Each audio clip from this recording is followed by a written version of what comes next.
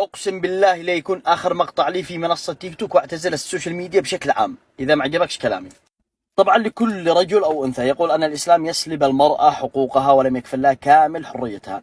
الكلام هذا نسمعه كثير خاصه من الفتيات التي تريد ان تنطلق، وخاصه في السوشيال ميديا، تقول انها مضطهده في المجتمع الاسلامي. لذلك انا بثبت لك الان ان الاسلام هو من جعلك غاليه. ما قبل الإسلام كان هنالك الزمن الجاهلية أو عصر الجاهلية، سمي بالجاهلية لأنهم يجهلون ضوابط الشريعة الإسلامية والحكمة التي أوجدنا الله من أجلها في الأرض. كانت المرأة في هذا الزمن ليس لها أي قيمة، مجرد وسيلة للاستمتاع وإفراغ الشهوة في نظر الرجل. بل أن البعض كان إذا بشر بالأنثى، إذا قالوا مولود بنت، يقول الله سبحانه وتعالى في محكم كتابه: يتوارى عن القوم من سوء ما بشر به، يختفي عن القوم من العار الذي سيلحقه. أيمسكه على هون أم يدسه في التراب يدفنوهن أحياء.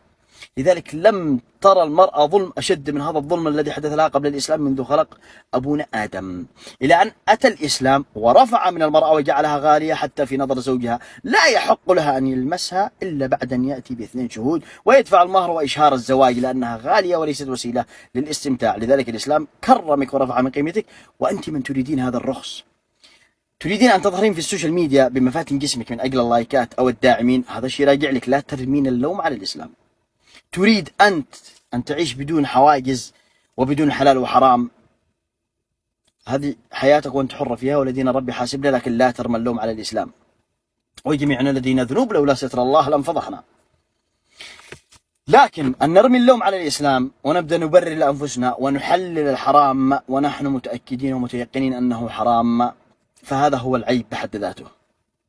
الله سبحانه وتعالى كرم المرأة وجعلها غالية، بينما الآن نرى أن المرأة أصبحت ترخص نفسها. تريد أن ترجع إلى ما قبل الإسلام، زمن الجاهلية، تكون في نظر الرجل مجرد وسيلة للاستمتاع، تظهر في السوشيال ميديا بمفاتن جسمها من أجل كسب لايكات أو دعم في اللايف.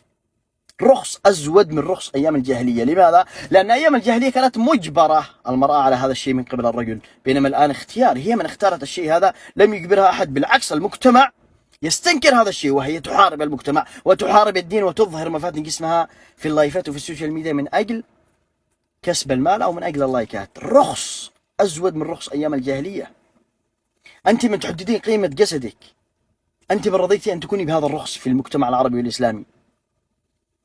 قيمة جسدك بنظرك أنت 2 لايكات أو شوية دعم في اللايف، هذه قيمة جسدك الفعلية. لا يغرك عدد المتابعين في راس الصفحة، لا يغرك اللايكات.